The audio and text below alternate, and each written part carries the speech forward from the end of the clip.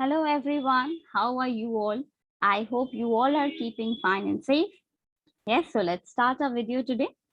In this video today, we are going to discuss about a very critical question. The Indian Constitution is a living document. Discuss. Now, let me say you definitely Indian Constitution is a living document because as you know, the Indian Constitution is not fixed. It is flexible and it is dynamic in its nature. So as required from time to time, there are amendments that are made. There's a particular term that we call amendment. That is as per the requirement, as per the changing scenario, as per the economy or cases accordingly, they will change whatever is required. So these changes incorporated or excluded from the constitution is called amendment. Whatever changes are made. So let's come to the answer. Almost like a living being, this document keeps responding to the situations and circumstances arising from time to time. Also, like a living being, the Constitution responds to experience. By this, I mean, as per the experience or as per the cases have happened, accordingly, the Constitution can be amended or the situations can be changed. In fact, that is the answer to the riddle that I mentioned in the beginning of the durability of the Constitution. After so many changes in the society, the Constitution continues even now to work effectively because of the only ability, that is, it is dynamic, it's flexible, and it is open to interpretations and the ability to respond to the changing situation. This is a hallmark of a democratic constitution. Now, we know very well our Indian constitution is democratic, and we are proud that our constitution is democratic. Now, this dynamism or the ability of its changing scenario to amend the constitution, to open up to flexibilities, this is the main hallmark of our Indian constitution. In a democracy, practices and ideas keep evolving over time, and the society changes its experiments according to these. So, as our society will change, as the needs will change, as the situation and the demand or the economic scenario, whatever scenario it is, it will change. Accordingly, our practices will also change.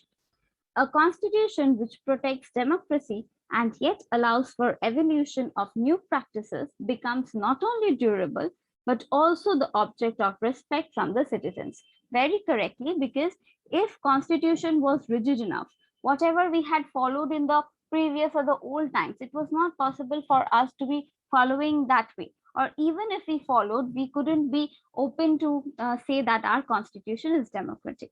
This is where our Indian citizens get the respect, and this is how we give respect to our Indian constitution. That is, it is not only durable but it is evolution. It's happening with the new changing practices. Accordingly, our constitution is also changing. The Indian constitution is called a living document because firstly it can be amended or changed. Our constitution accepts the necessity of modifications according to the changing needs of the society. First, this was the point. Secondly, in the actual working of the Constitution, there has been enough flexibility of interpretations.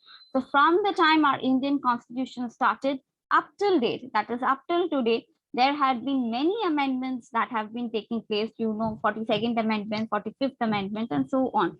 Various amendments have been taking place, and this is the best feature of our Constitution. That is, it has the flexibility of interpretations to be done.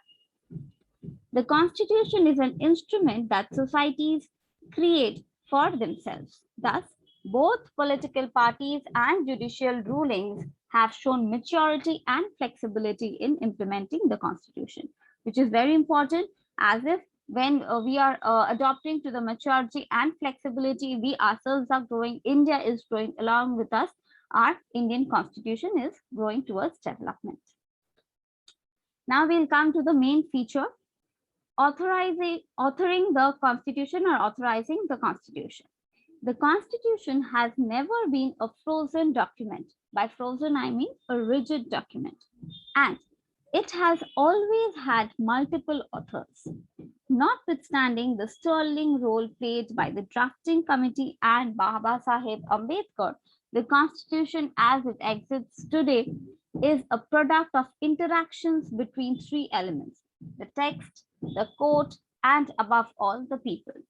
So we know very well whenever this constitution had been created, this was not a decision taken by one person, or it was not depending on one community. It was the drafting committee that had taken place, especially with the sole contribution of Mr. Ambedkar, and the three elements that had played crucial role in framing our constitution is firstly the text that is there in our constitution, the court, and above all, the decisions or the situations of the people. Even at the time when it was framed, the text was not a closed document. That means there was provision where amendments could be made. There were at least four elements that informed the making of the Constitution. Existing administrative provisions, such as those embodied in the Government of India Act 1935. You can mark this. This is a very important act which you can write down in your answer. Internationally accepted constitutional principles, the ideals of the freedom struggle, including universal adult suffrage, and the events that were taking place in our country, slowly emerging out of World War II, famine, and above all, very critically important, partition.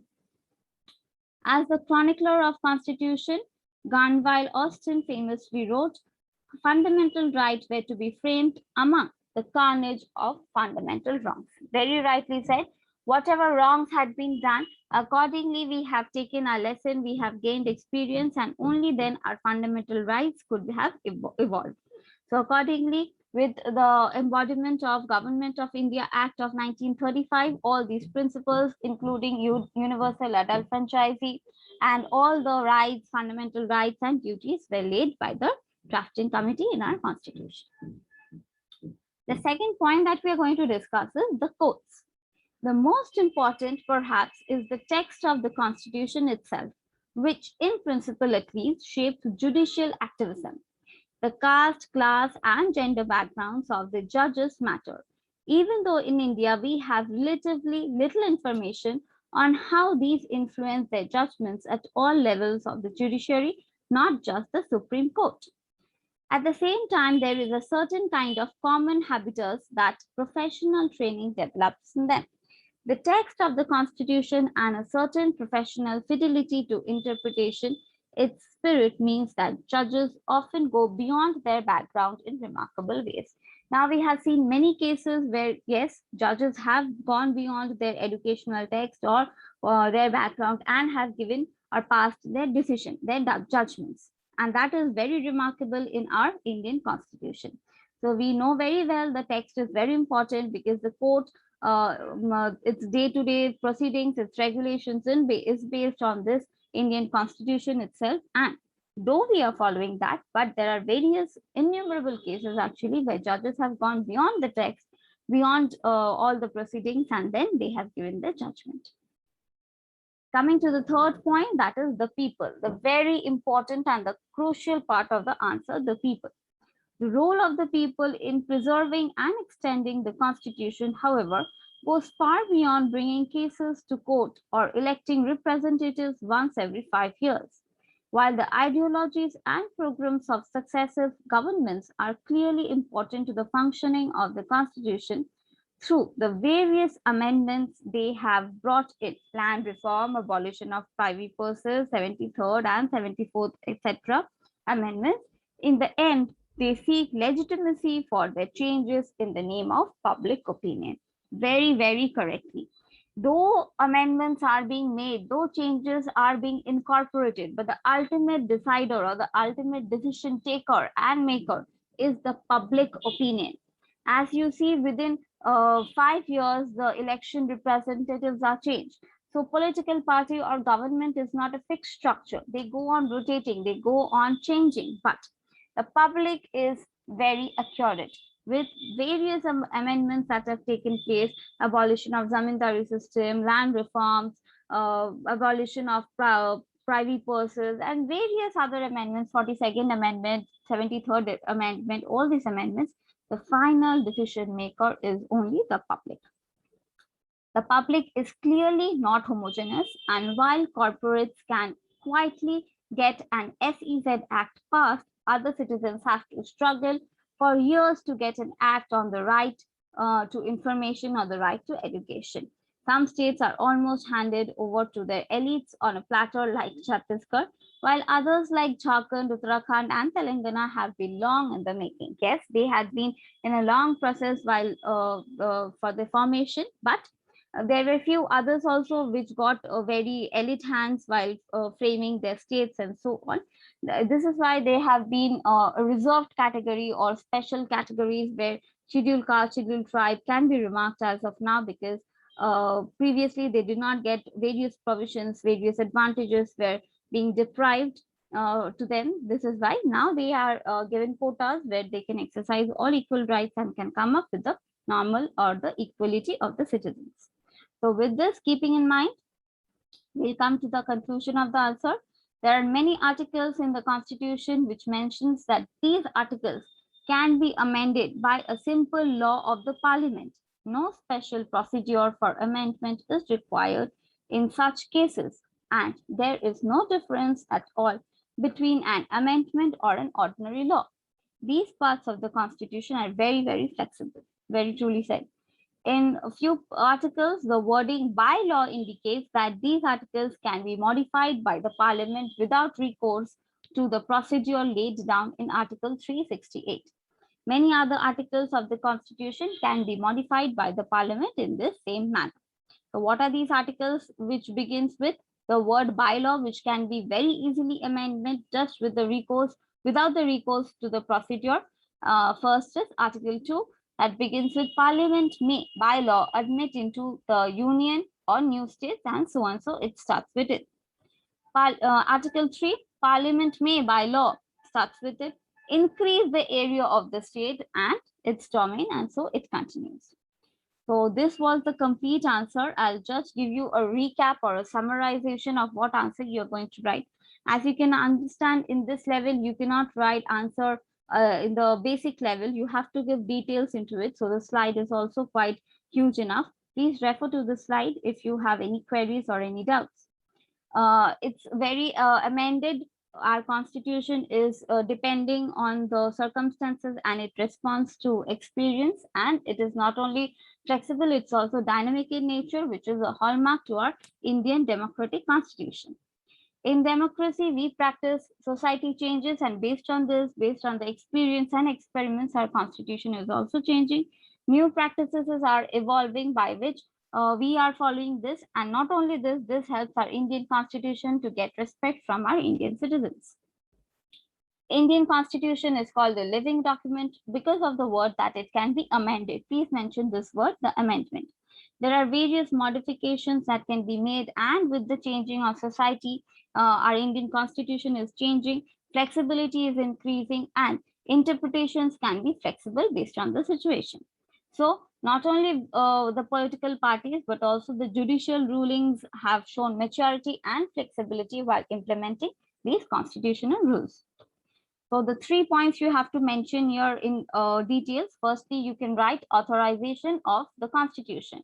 That the drafting committee, including Mr. Ambedkar, had framed the Constitution keeping in mind the 3 most important elements, that is the text, the court, and above all, the people.